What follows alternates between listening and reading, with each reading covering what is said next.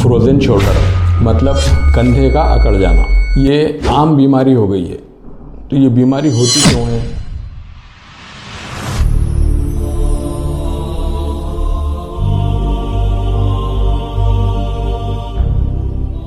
अगर हम देखा जाए तो अगर पूछे क्या भाई आपको फ्रोज़न शोल्डर हो गया, कैसा हुआ?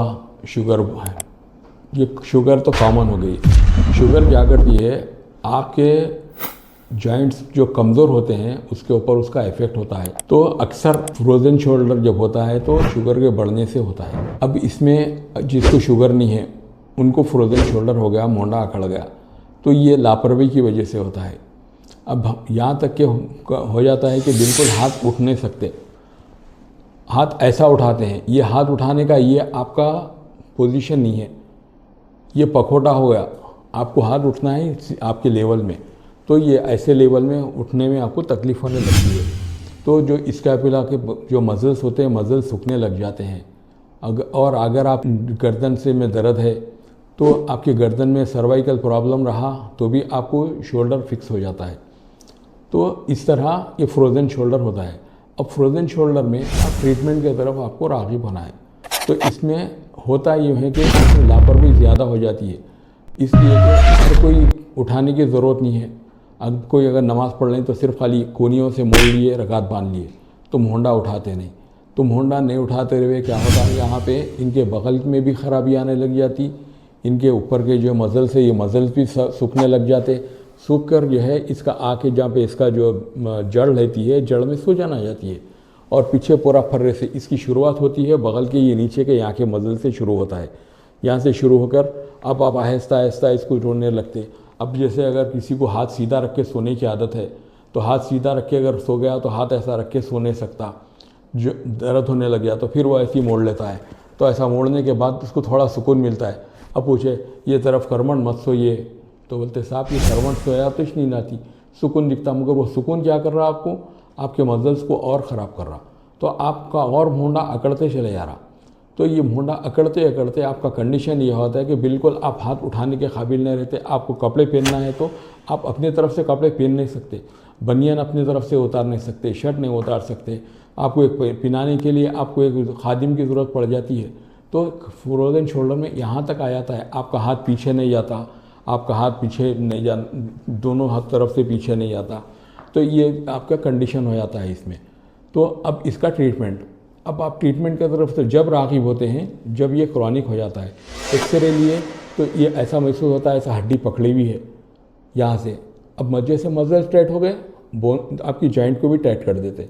अब इसके ट्रीटमेंट में अब इसको नरम करना, अब जाके फिजियोथेरेपी की तरफ चले गए, लैडरिंग हो गई, पुल्ली हो गई। तो ये सब चीज़ें ज़रूरी होते हैं। कब ज़रूरी होते हैं ये? तो आपको अब यूनानी की तरफ अगर आप राग़िब हो गए तो यूनानी में पहले क्या करते हैं, इसका तरीक़े इलाज में तेल, मरहम या ज़िमात ऐसी दवाएं इस्तेमाल करते हुए आपके मसल्स में ताज़गी पैदा करते हैं। जब मसल्स में ताज़गी पैदा करने हो गई तो आपके मसल्स ऑटोमेटिकली फंक्शन की तरफ आने लग जाते। जब मसल में ताकत आ गई तो आपका हाथ उठने लगता है। अगर आप उसके बजाय आप सिर्फ खाली दवा खाते हुए, पेन किलर दवा खाते हुए और या कोई स्प्रे इस्तेमाल करते हुए अगर आप एक्सरसाइज करेंगे तो आपका इलाज हो नहीं सकता। इसलिए कि मसल सूखने के बाद उसमें ताज़गी आना ज़रूरी है, उसमें सर्कुलेशन होना ज़रूरी है। तो आपको इस तरह यूनानी में इसका इलाज मौजूद है। तो अब शुगर हो गई, हम कहते हैं कि भाई शुगर है, अब शुगर को कंट्रोल में रखो। शुगर में जो इस्तेमाल कर रही है दवा वही इस्तेमाल करिए, क्योंकि हम शुगर की तरफ पेशेंट को हम उसको रोकते भी नहीं और उसकी आदत को तोड़ते भी नहीं। जो आदी बन गए वो दवा खाते रहना है, दवा खाते हुए आपको ट्रीटमेंट देना है। तो ख़वातीन में भी होता है ये मर्द हजरात में भी होता है, क्योंकि इसमें कोई जिन्स की कोई क़ैद नहीं है कि दोनों में भी होता है, औरतों को भी होता है, मर्द को भी होता है।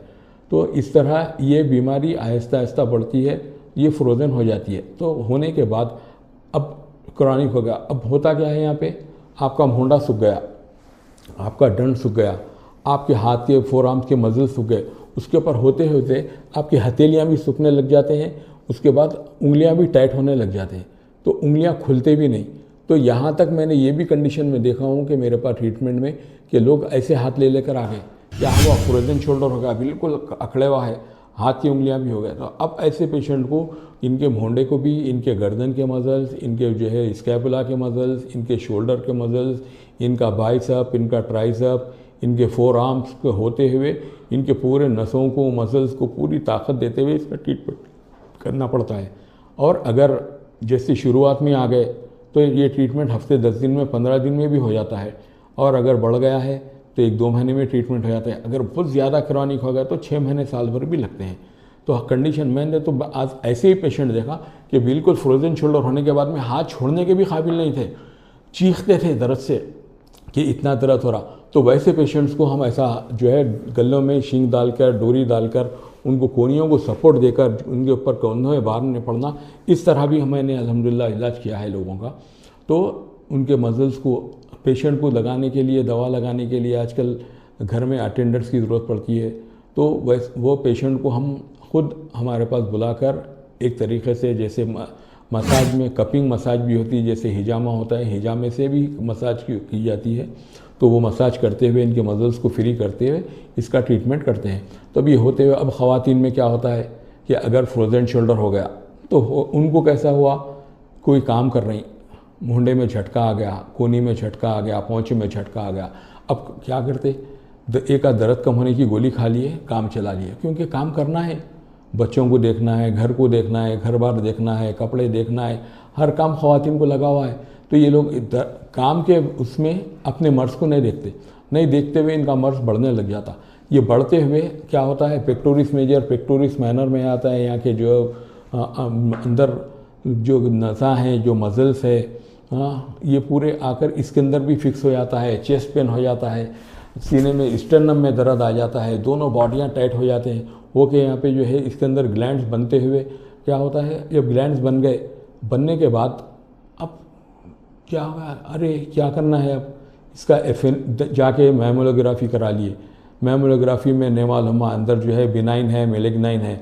फिर इसकी FNAC कराए। FNAC कराने के बाद में मालूम होता है कि इन्हें कौन से जो है स्टेज में है, तो इसमें कौन सी बर्ड में है वो देखे, उसके 1, 2, 3, 4 में आ गया। आने के बाद फिर इसको गए जाके इसकी जो है पेट स्कैन फलाना, ये फिर एक लंबी कहानी चले आती है कि देखिए अपने सोनारों के कितनी छोटी चीज़ आपको कितनी बड़ी तरफ लेके चले जा रही है। आपका सिर्फ खाली एक ख़वातीन में फ्रोजन शोल्डर होना कैंसर की तरफ भी लेके जाता है, तो इतनी बड़ी बीमारी की तरफ जाती है। तो ख़वातीन से मेरा यही मशवरा है कि उनको अगर आपके मुंडे में थोड़ा भी दर्द हो तो आप लापरवाही ना करते हुए इमीडिएट ट्रीटमेंट की तरफ राग़िब होइए। तो हमारे पास अल्हम्दुलिल्लाह बेहतरीन फ्रोजन शोल्डर का, मुंडे के दर्द का ट्रीटमेंट मौजूद है। आपको दवा देते हैं, दवा लगाने के लिए, खाने के लिए गोलियां देते हैं, फिर एक्सरसाइज बताते हैं, आपको ग़िज़ा में परहेज़ कराते हैं, किस तरह आपका जो है इलाज होना, ये आपके पास ट्रीटमेंट के लिए हम मौजूद है। तो अब हमारे जैसे यूनानी में है अल्हम्दुलिल्लाह, हम ऑर्थो, न्यूरो, जनरल सब देखते हैं। इसी तरह हमारे कॉलेज में हमारे कई स्टूडेंट्स को हमने तैयार कर रखा है, केरला में वगैरह वगैरह, हमारे कई, कर्नाटक में, महाराष्ट्र में भी कई स्टूडेंट हैं, वहाँ पे भी ये लोग हमारा ट्रीटमेंट लेते हैं। और हमारे कॉलेज HMS यूनानी मेडिकल कॉलेज में भी है, मैं भी वहाँ पे देखता हूँ। मेरे आने के वक्त भी वहाँ पे आकर हम आप दरियाफ़्त पढ़ते हुए मुझसे जो है आप रुजू हो सकते हैं। और फिर हमारे क्लिनिक आयशा हॉस्पिटल बहादुर वे पे, जो पहले लुकमान क्लिनिक था, यहाँ पे भी आगे ट्रीटमेंट ले सकते। गन फाउंड्री पे मेरा लुकमान क्लिनिक है, वहाँ पे भी आ सकते। तो इसमें आने के बाद आपको अल्हम्दुलिल्लाह आपको तशफ़ी बख्श आपको इलाज मौजूद है इसका।